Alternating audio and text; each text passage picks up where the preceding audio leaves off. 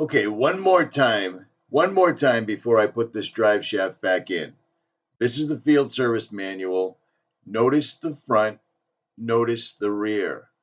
Now, if you have a DC, a double Cardon drive shaft like I do, in order to have it hooked up to the transfer case like this and to the differential like this, these two yokes end up lined up. Is that wrong or right? I don't want to keep putting this drive shaft in. These 4 bolts are very tough to get to. It is a lovely Saturday morning and I have the field service manual out. Let's take a look right here. Front yoke. Okay, so here's the transfer case. Up and down, the yoke is on its side. Here's the front differential on its side, and the yoke is up and down. Well, how does that translate to a double Cardon drive shaft? Do you see what I mean?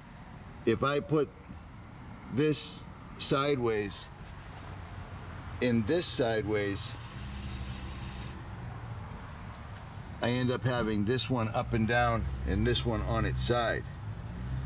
So what is more important, having this in phase or the yokes in phase? Do you see my confusion here? In phase or outer phase, you know what I'm saying. The field service manual says to have this yoke and the other yoke opposing each other, but if you have a double Cardon, it throws an extra curveball in there. I'm trying to get rid of a vibration, and I believe it's in the rear U-joint that I installed. I don't think the needle bearings have enough play in them, and that's my issue. This is the new double Cardon that I had made. It's beautiful. Wow, is that smooth.